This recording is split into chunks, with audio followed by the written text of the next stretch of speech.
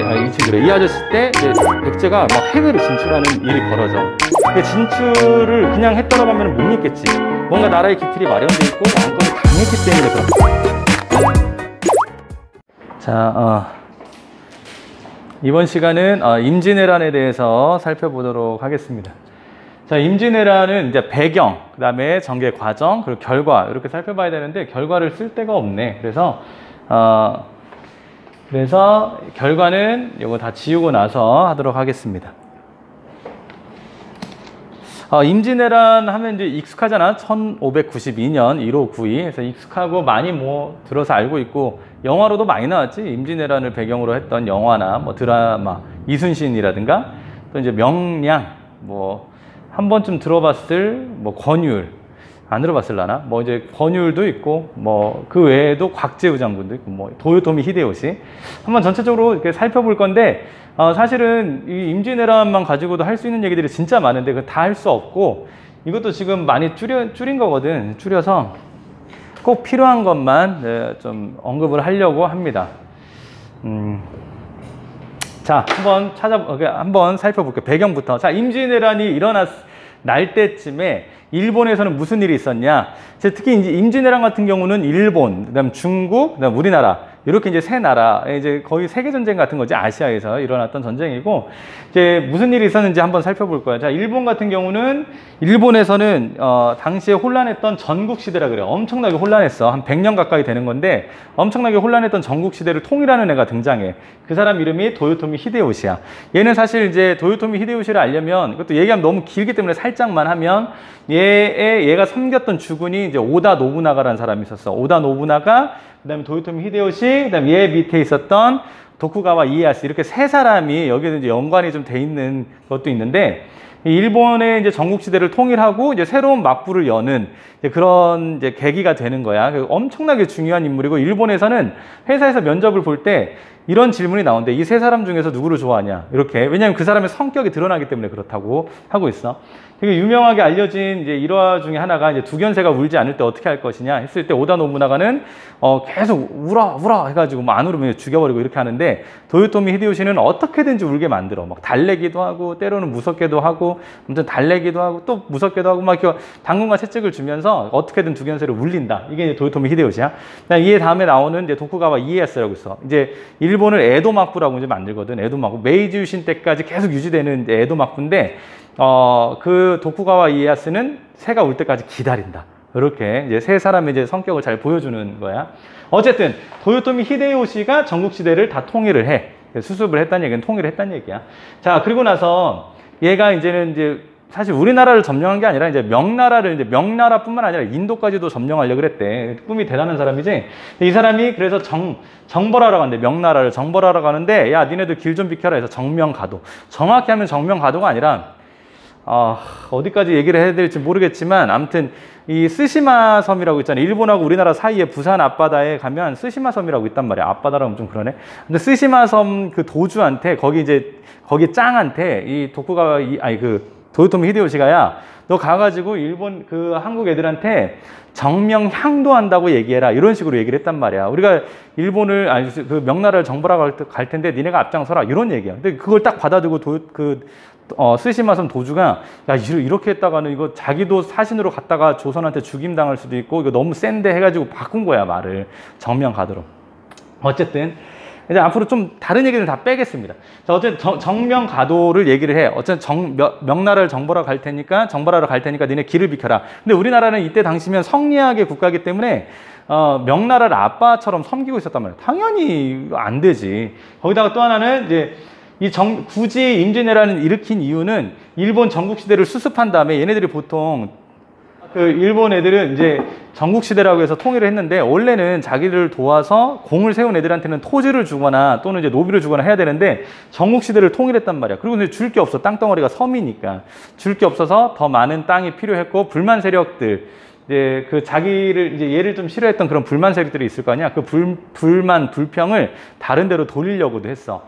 그래서 그런 이유로 정명가도에서 일본이 이제 우리나라를 쳐들어오게 되고 우리나라 같은 이제 그다음에 또 일본 같은 경우는 조총 부대가 만들어지는데 조총을 쓰는 정확히 얘기하면 도요토미 히데요시 오다 노부나가가 이제 그런 그 조총을 활용하는 그런 전술을 만들어.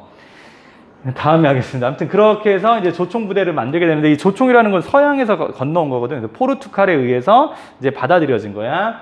그다음에 우리나라에 이제 쳐들어올 때 수륙병진으로 해가지고 오는 거야. 이게 우리나라 지도잖아. 그러면 육군이 쳐들어와가지고 막 올라가고 얘네들 밥 먹어야 될 거 아니야. 그 밥은 그 싣고 가면 너무나 느리잖아. 속도가 안 나기 때문에 배 타고 이렇게 해가지고 여기서 이제 그 한양이나 이런 데다가 올라와가지고 이제 그 먹을 거를 식량을 공급하려 그랬어. 이제 배 타고 얘네들 오면서 전라도 털고 막 털면서 쌀 가지고 한양으로 가가지고 이제 일본 부대를 이제 이제 그 식량 같은 거를 조달하려고 했던 거거든. 아무튼 이런 식으로 이제 전쟁이 이제 일어나는 거고, 이때 당시 우리나라는 뭐 하고 있었냐면 중종 때부터 살펴볼게. 사화하고도 연관이 많잖아. 그치? 중종 반정에서 기묘사화, 을사사화. 뭐 중종 때는 삼포해란이 일어나. 우리나라 이제 일본 애들이 자꾸 일본 애기들이 먹을 게 없어가지고 자기네들 먹을 거 주세요. 무역 좀 같이 하게 해주세요. 해가지고 세 개 포를 열어줬었어. 세종대왕 때. 그래서 부산포, 제포, 연포야. 부산포는 말 그대로 부산이고 제포는 지금 현재 진해고 연포는 울산이란 말이야. 거기를 했는데 얘네들이 아무튼 뭐 우열곡절 끝에 조금 이제 얘네 그 일본 애들한테 쌀 주는 걸 좀 반절로 줄이고 막 이런 일이 벌어지니까 얘네들이 난리를 핀 거지. 난리를 펴가지고 삼포해란이 일어난단 말이야. 그때 얘네들을 혼내주려고 비변사를 만들었어. 임시기구 지난번에도 했어. 변방을 막는다는 얘기야. 정확히 얘기하면 비변사 같은 경우는 일본 애들뿐만 아니라 여진족, 변방에 있는 애들이잖아. 여진족도 막으려고 만들었던 설치했던 기구야. 임시기구야. 근데 얘네들이 1555년에 을면에 또 난을 일으키냐. 일본 애들이 막 밥 달라고. 그래서 이때는 안 되겠다 해서 비변사가 좀 일을 잘 했었나 봐. 그래서 이때는 1555년에는 비변사를 상설기구로 아예 이렇게 만들어 놓고 이 비변사가 임진왜란이 터지고 나서는 최고 권력기구가 되는 거야. 비변사가 힘이 세졌다는 얘기는 왕이나 의정부, 육조가 힘이 약해졌다는 얘기를 보여줘. 자, 이렇게 되면은 뭔가 국가가 좀 이상하게 돌아가겠지. 말 그대로 이상하게 돌아가. 요때 이 조선에서는 이이라는 사람이 알고 있잖아. 5,000원짜리 아저씨. 5,000원짜리 아저씨가 10만 양병설이라는 걸 얘기해. 군사를 이제 10만 명 정도 더 많이 만들어야 된다라고 얘기를 하는데 이건 잘 받아들여지지 않고, 또 하나 황윤기라고 김성일이가 얘가 이제 짱이 돼가지고 얘는 그 딸에는 부사가 돼가지고 일본을 한번 왔다 갔다 해. 그 통신사처럼. 원래 진짜 통신사는 임진왜란 끝나고 12번 정도 가는 거 있는데 그 전에도 한번 간단 말이야. 가서 도요토미 히데요시가 어떤 인간인지 한번 보고 좀 알아. 이런 식으로 이제 간 거지. 갔을 때 서인의 황윤기 같은 경우는 가보니까 와, 이거 일본이 왠지 쳐들어올 것 같아. 우리가 대비를 합시다라고 얘기했는데 김성일 같은 경우는 아유, 그런 일 없어 라고 얘기했단 말이야. 사실은 얘도 알고 있었지. 가서 봤더니 얘가 좀 상태가 안 좋고 뭔가 좀 분위기가 안 좋았단 말이야. 그래서 가서 사실 좀 푸대접 받고 온 것도 있단 말이야, 얘네들이. 근데 어쨌든 얘는 동인하고 서인하고 사이가 안 좋았기 때문에 그냥 서인이 하는 거 모든 걸 반대했단 말이야. 그리고 또 하나 이유는 있지. 전쟁이 일어날 것 같아 라고 하면은 민심이 흉흉해질 거 아니야. 그런 이유로 아무튼 얘가 그걸 반대를 했어. 그리고 여기는 이제 방군 수포제라고 썼는데 좀 말이 어렵지. 그냥 이해만 하라고. 이제 방군 수포제는 이제 숙종 때 가면 이제 중종 때 가면 군적 수포제로 바뀌는데 그냥 좀 어려운가? 그러니까 뭐냐면 그냥 쉽게 얘기하면 군대를 안 가는 거야. 1592년이면 조선이 만들어진 게 1392년이야. 그러니까 200년 동안 평화 시대가 도래된 거지. 평화로웠단 말이야. 전쟁 한 번 안 나고. 그리고 임진왜란이 터지는 해에 선조가 조선 건국 200주년 뭐 기념 행사를 또 하고 막 이런단 말이야. 그 준비도 하고 그랬었어. 그러니까 그 정도로 평화로운 시대다 보니까 일반 백성들, 이제 군인들이 있었을 거 아니야. 200년 동안에. 근데 군인들 가서 할 것도 없어. 그리고 그때 군인들 말고 요역이라고 해가지고 성벽 쌓거나 저수집하거나 막 이런 데 동원되는 애들이 있단 말이야. 그 일이 너무 빡세다 보니까 안 하려고 하겠지. 그래서 이제 군인들이 하게 되는 거야. 그래서 이제 군역의 요역화라 그래. 군대에 갔는데 요역화. 너네도 이제 군대 가면 맨날 삽질한단 말이야. 땅 파고 다시 묻고 땅 파고 뭐 하는 짓인지 모르겠지만 그냥 무의미한 일을 계속 반복한단 말이야. 그렇게 진행이 되는 거고, 또 하나는 그러다 보니까 군대를 가기 싫어하니까 대신해서 가는 사람들이 생겨. 그래서 대립군이라고 그래. 대립군이라든가 아니면 돈 내고 안 가버려. 그게 방군 수포제란 말이야. 그 나중에는 중종 때 되면 합법화해 준단 말이야. 군적 수포제라고 해서 합법화해 주는 거야. 1년에 2필인가 뭐 이것만 되면 안 간단 말이야. 어쨌든 이러다 보니까 이제 군인도 별로 없는 상황이야. 실제로 신립장군이 일본 애들이 쳐들어왔을 때 충주로 이제 군대를 이제 병사들을 데리고 가야 되잖아. 근데 야, 병사들을 서울에서 모집하니까 딸랑 500명밖에 안 모였어. 없는 거야. 왜 500명밖에 없지? 했더니 알고 보니까 나중에 군적 이름에다가 자기네 개새끼 이름이라든가 뭐 소 이름이라든가 막 이런 걸 써놓은 거지. 군대 완전히 그냥 문란한 거지. 그래서 500명이야. 그래서 그 500명한테 야 가서 이대로 갈 수 없으니까 동네에서 코 흘리는 애들이나 뭐 그냥 놀고 있는 애들 그냥 아무나 데려와라 해가지고 막 동네에서 길거리에서 오줌 싸는 애들 아니면 뭐 코 찔찔 흘리는 애들 물 수집에 노는 애들 다 끌고 온 거야. 와서 한 2,000명 정도가 좀 안 되게 해가지고 모집해서 가는 거지 여기는. 그러니까 질 수밖에 없는 그런 환경인가. 그러니까 평화로운 시대에도 더 대비를 해야 되는데 그러지 못했어. 그 다음에 이것도 별표 치면 또 왜 울려나? 요거는 이제 더럽네. 이 진관체제에서 재승방역체제는 원래 그 우리나라 이제 방어인데 지방에서 지방의 그런 방어체제라고 시스템이라고 보면 돼. 근데 이쪽에서 이제 위쪽에서 밑에서 또는 왜군들이 이렇게 서들어온다고 가정을 해보자. 그때 그냥 각자는 자기 지역을 지키면 돼. 각자 지방관들은 자기 지역만 지키면 되는 게 진관체제라 그래. 진하고 관하고 나눠져 있는데 그건 설명은 넘어가고. 그다음에 요게 근데 시간이 지나서 특히 을묘해변 때 재승방약체제로 바뀐단 말이야. 그거 같은 경우는 이제 서울에서 이제 장군을 파견을 하는 거야. 이게 대표를, 우두머리를. 그리고 옆에 있는 애들, 지방 애들을 다 군인들을 끌어 모아가지고 여기에 집중시키는 거지. 이쪽에다가 집중시키는 거야. 자, 그러면 장점은 뭐냐면 막아낼 수가 있어. 모든 힘이 여기에 모이게 되니까, 집중하게 되니까. 근데 문제는 여기 뚫리면 뒤엔 다 뚫리는 거 아니야. 그치? 이런 문제점이 발생해. 그래서 여기 충주 탕금대 뚫리고 나서 조선이 완전 개박살 난 거거든. 그러니까 이 재승방역 체제, 요런 시스템이야. 그러니까 임진왜란 터지면 질 수밖에 없는 시스템. 물론 무기는 우리나라가 조금 더 조총 빼고는 앞서가는 면이 있었어. 포라든가 이런 것들. 그러면 뭐 다음에 하겠습니다. 자, 경과를 볼게. 이런 상태에서 이제 임진왜란이 빵 터집니다. 1592년 4월 13일 날 이제 터지는데 초기에는 완전 발렸어. 초기에는 대표적으로 동래부랑 부산이라고 있었는데 정발이라는 사람이 이제 부산부를 맡고 있었는데 그거는 패스하고 동래부라는 데가 보면 되게 중요했거든. 근데 이렇게 하면 또 자, 이 동래부를 맡았던 애가 이제 송사연이라는 이제 신하인데 얘 같은 경우는 여기서 끝까지 항거하다가 순국해서 돌아가죠. 반대로 같이 있었던 애 중에 이각이라는 애는 튀는 게 있단 말이에요. 여기 그림에 나와 있지만 저기 튀는 애가 이각이라는 애고 그 서울을 향해서 북쪽을 향해서 절하고 있는 애가 송상현이야. 끝까지 맞서 싸워서. 근데 어쨌든 털린 거야. 그리고 나서 쭉쭉쭉 이제 일본 애들이 이렇게 쭉 이제 진격하는 거지. 진격해서 충주라는 데에서 만나는 데가 사실은 신립장군이 대단했던 사람이야. 김하병 이끌고 막 여진족 애들도 막 밟아버리고 진짜 싸움 잘했던 애들이고 잘했던 애고 이제 전략도 뛰어났던 사람인데 왜 그런지 모르겠어.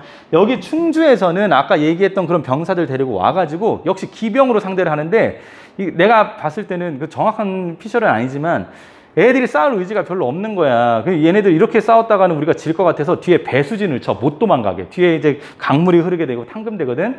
앞엔 솔직히 막 좀 좋지 않은 땅일 거 아니야. 근데 거기서 맞서 싸우는데 일본 애들은 조총이었단 말이야. 조총이 이때 총은 한 번 불 붙이고 빵 터진 다음에 또 불 붙이고 하는 시간 걸리잖아. 그러니까 얘네들이 쏜 다음에 쏜 1열은 뒤로 빠지고 2열은 이미 그 전에 불을 붙여놨겠지. 그리고 2열이 쏘고 또 2열은 쏜 다음에 빠지고 이런 식으로 하니까 거의 막 기관총처럼 나가는 거지. 연사되는 거야. 근데 연발 쏘는 거지.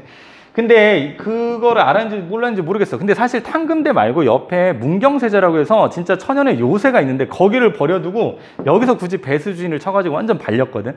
그러니까 그렇게 되면 신림도 결국 여기서 이제 장렬하게 전사하게 돼. 여기 뚫리니까 여기서 한양까지는 금방 가. 진짜 뭐 아무것도 거칠 게 없단 말이야. 한양까지 간 거야. 여기 뚫렸다는 소식 듣고 우리 아버지인 선조, 우리 아버지라 불렀거든 당시 왕을. 선조는 튄 거야. 한양에서 의주까지. 왜 굳이 의주로 튀었냐? 여차하면 명나라로 튀려고, 토끼려고. 아주 훌륭하지. 우리 왕인데 우리를 버려두고 튀었단 말이야. 6.25 때도 비슷한 일이 벌어져. 아무튼 이 선조가 피난을 했단 말이야, 이쪽으로. 근데 이때 피난을 갈 때 경복궁이 불타버리고 막 장례원이라고 해서 노비 문서들이 있는데 있단 말이야. 거기다 다 불태워버려. 일본 애들이 불태운 게 아니라 우리나라 국민들이 우리나라 백성들이 불태운 거야. 조선 백성들이. 왜냐면 자기네를 버리고 왕이란 작자가 튀어버렸으니까 얼마나 어이가 없냐. 배신이지. 야, 강도가 쳐들어왔는데 아빠가 그냥 튀었어. 그럼 되냐? 그건 안 되잖아. 그런 것처럼 이 선조가 튀어가지고 이제 백성들이 열받아가지고 불질러버려, 한양에. 그리고 또 하나는 일본 애들이 들어왔을 때 깜짝 놀라는 거야. 일본에 들어왔을 때 보통 자기네들이 이 전국시대를 통일하면서 영주들이 싸움을 할 때 주군이라고 하잖아. 걔네들이 자기 성을 둘 중에 하나를 선택해. 자기 성이 함락되게 생기면은 자결을 하든지 아니면 항복을 하든지 거의 둘 중에 하나를 선택을 하는데 끝까지 버리진 않는다는 얘기야. 자기 성민들을, 자기 백성들을. 근데 우리 왕은 그리고 자기네 나라보다 더 문명국가라고 생각했던 조선은 어떻게 버리고 튀었어. 말은 그렇겠지. 내가 있어야 국가가 있고 뭐 이렇게 얘기할 수도 있지만 그게 풀 뜯어먹는 소리야. 아무튼 도망갔단 말이야. 그렇게 해서 완전히 발리고 있었어. 이제 이렇게 해서 조선의 운명은 끝장나는 줄 알았는데 여기 4번 첫 이순신이라는 사람이 있었다는 걸 얘네들 간과한 거지. 이순신 장군 유명하잖아. 근데 이 아저씨가 첫 번째 전투를 승리하게 돼. 그게 옥포해전이야. 첫 승이야. 첫 승. 첫 승이라서 써놓은 거야. 임진왜란 완전 발리고 있을 때 첫 승리를 한 거야. 옥포해전이고 그 다음에 사실 이것도 교과서에는 안 나오지만 써졌어. 왜냐하면 최초로 거북선이 사용됐거든. 여기 임진왜란에서. 거북선이라는 건 원래 태종 때 만들었어. 이방원 때. 어쨌든 사천해전에서 거북선이 사용되었고 그 다음에 그 다음에도 뭐 당포해전 뭐 이런 것들이 있는데 패스하고 그 다음에 유명한 게 하객진이 나왔던 한산도 대첩이야. 하객진. 여기 그림에서 보면 알 수 있지만 이렇게 하객 날개처럼 이렇게 해가지고 일본 애들을 발려버린 거지. 이때는 이순신 장군 같은 경우는 이길 수밖에 없는 전쟁을 했어. 싸움을 했어. 항상 쪽수도 많이 이끌었고 또 하나는 일본 애들이 여기로 올 때 배 타고 오는데 일본 배는 노략질을 해야 되기 때문에 굉장히 스피드가 중요한 배고 우리나라는 이쪽이 굉장히 섬이 많아가지고 스피드 했다가는 배가 함몰되고 침몰된단 말이야. 그래서 평저선이라고 해가지고 판옥선이라고 해서 속도는 안 나지만 되게 안정감이 있는 데야. 그래서 안정감이 있는 배야. 거기서 포를 쏘면 배가 밑에가 평평하기 때문에 그렇게 막 뭐 흔들리기는 하겠지만 침몰되진 않아. 근데 일본 배 같은 경우는 밑에가 뾰족해가지고 포를 쏘잖아. 그럼 배가 침몰될 수가 있어. 그래서 그거를 이제 얘가 이제 알았겠지. 이순신 아저씨가. 그래서 포 달아가지고 일본 배들을 막 다 작살내버리는 거야. 그게 이제 한산도 대첩이야. 엄청나지. 그리고 이순신 아저씨가 활약한 게 무슨 의미가 있냐면 두 가지 의미가 있어. 일단 제해권을 이제 장악한 거야. 바다에서 승리한 거지. 그 다음에 또 하나는 이 전라도 지역이 곡창지대란 말이야. 쌀이 되게 많은 지역이야. 근데 여기를 보호한 게 있어. 보호한 거야. 그거 엄청난 거지.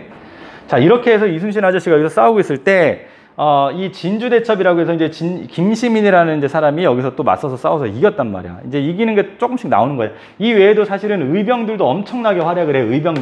의병들 같은 경우는 이제 지방에 좀 유력한 이제 양반들일 경우도 있고 아니면 그렇지 않은 사람들도 있긴 한데 대부분 양반 출신들이 자기 가족들을 지키려고. 또 하나 이 의병들 같은 경우는 자기 지역을 잘한단 말이야. 그러니까 게릴라전으로 해서 인원은 많이 없지만 게릴라전으로 지역을 잘 아니까 그렇게 해서 일본 애들을 막 밟는 그러니까 승리하는 그런 일들을 많이 펼쳤어요. 활약을 했고, 자, 이제 진주대첩에서도 김시민 열심히 잘 막아냈을 거야. 육로도 많이 막아낸 거야. 막아낸 게 있단 말이야. 그저 막 다 진 것만은 아니야. 그때, 이 명나라의 지원이 이제 있게 돼. 이제 유성룡이랑 이제 선조랑 가가지고 해서 이제 명나라한테 오빠 도와주세요 해가지고 명나라 오빠 부대가 온단 말이야. 와서 여기까지는 좋아. 평양은 탈환했어. 평양까지는 우리가 뺏어 왔는데 조명연합군이야. 조선하고 명나라 연합군이 이겨냈는데 문제는 뭐냐면 이때 왔던 이제 이여송이라는 애가 있는데 걔가 사실은 이제 원래 뿌리는 조선인데 명나라 사람이거든. 근데 걔가 너무 무리하게 가가지고 현재 지금 일산 고양시인데 벽제관이라는 데서 완전히 패배해버려. 그래서 사실은 여기 한양에서 같이 이제 권율이랑 이 조명연합군이랑 합해가지고 일본에 다 밟으려고 그랬는데 이 일산에서 얘네가 져가지고 이제 무서워가지고 일본 애들한테 진격을 못하고 있었어. 명나라 애들이. 그때 이제 도움이 끊긴 이 권율 같은 경우는 이 행주산성이라고 이제 서울에 가면 있는데 무슨 어디 김포 쪽 가는 길에 있거든. 가면 그렇게 크진 않았는데 거기를 또 막아내. 이 권율 장군이. 막아내는데 의미가 있는 게 관하고 민하고 같이 해서 막아낸 거야. 이때 유명하잖아. 행주산성 아줌마들이 치마에다가 돌 해가지고 막 날르고 막 했다는 거 아니야. 이때 화차도 사실은 사용되거든. 근데 행주대첩에서도 이제 막아내는 일이 이제 벌어진다.